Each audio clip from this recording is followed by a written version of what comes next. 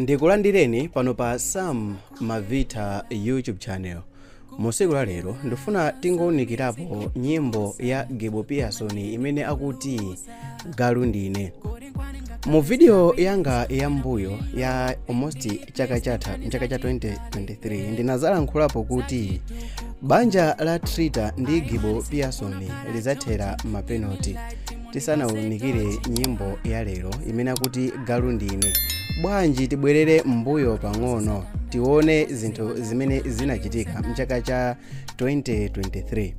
Mu January Gibo ndi Minadi anali pa chibwenzi, ndipo pa 14 February Gibo komanso Minadi anachitana post koyamba pa masamba awo a Facebook.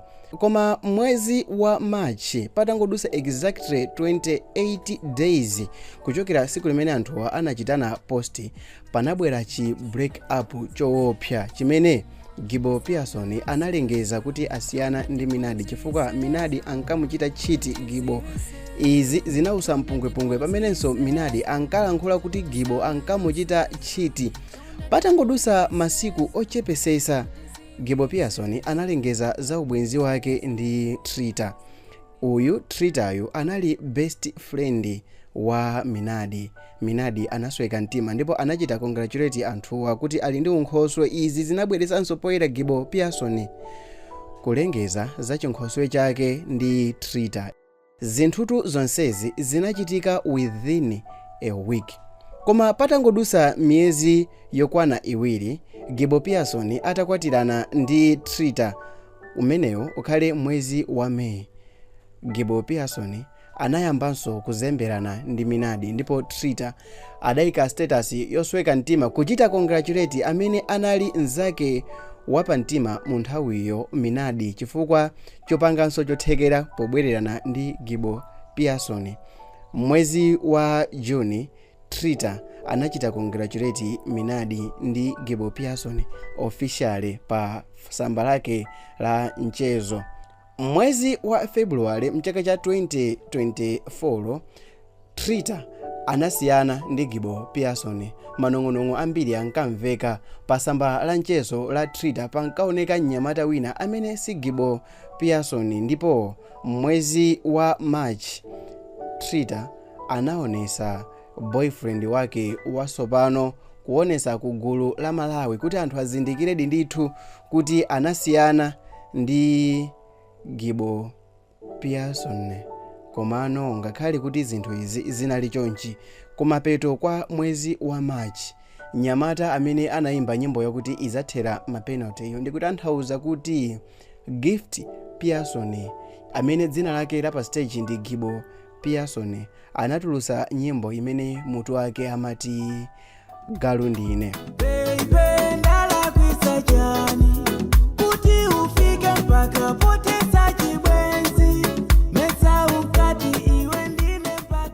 Vesi yoyamba, Gibo walira m'malo mwa anthu onse amene anasiyidwa popanda chifukwa chilichonse. Gibo waulula kupwetekedwa kwa mtima, kutayisidwa nthawi. Ambiri timadziwa kuti nthawi zambiri anthu amachita zibwenzi kuti tiphunzirane kuti mwina mwake ngati ngotheka tizalowe mbanja and so on. Koma nthawi zambiri kumapezeka nokuti munthu winayo akuziwa kuti uyu sindikuzamkwatira, but still more anthu amakhala kuti be akukhalira limodzi. Still more winayo akuziwa kuti uyu sindikupita naye patali, koma be still more osamuza nzakeyo. Ukanakhonza kuthesa, but ohaye watenga nthawi yayitali. Mukhonza kuthensa chibwezi chanu ngati lero cholinga chokuti mumpase nzanuyo nthawi kuti mwina mwake akhale ndi nthawi yambiri so mwina yoyang'ana anthu ena. But still more mukukhalabe pa chibwenzi ndi mkazi wanu mukuziwa kuti simuzamukwatira. Mukukhalabe pa chibwenzi ndi chibwenzi chanu mukuziwa kuti simuzamukwatira. No guys, musiyene. Izi ndi zimene Gibo anakuyankhulano kuti wanditayisa nthawi yanga, sindikulesa zokuti ukanakhonza kuthesa chibwezi, koma chimene ndikulirira ine ndi nthawi yanga.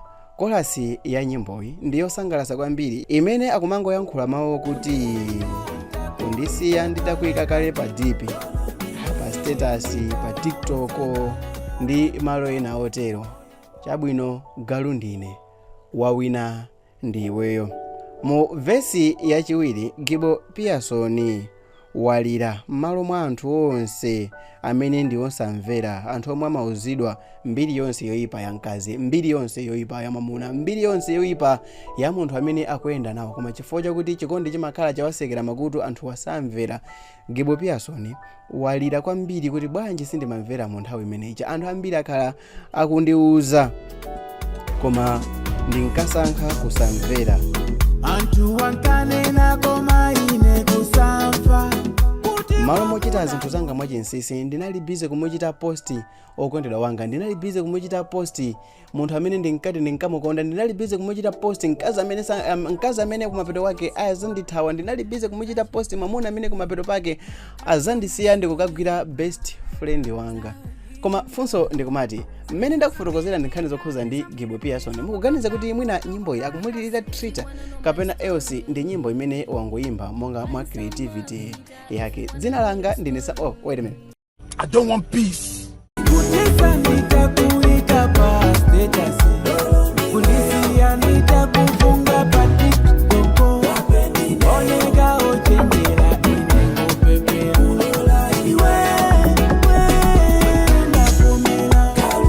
I want problems always. Kondisiya utakaonekera kali kwatu. Oh guys, ngati mwayikonda video ya Gibo Pearson amina kuti galu ndine, guys please tipasini subscribe. Isomo vita ye guys. Ngati mukuonera video iyi pa YouTube tichitani subscribe. Ngati pali pa Facebook tichiteni like. Ngati pali pa TikTok ndipangeni follow. Also pa Instagram guys please kandichiteni follow. Isomo vita here guys. See you in the next video.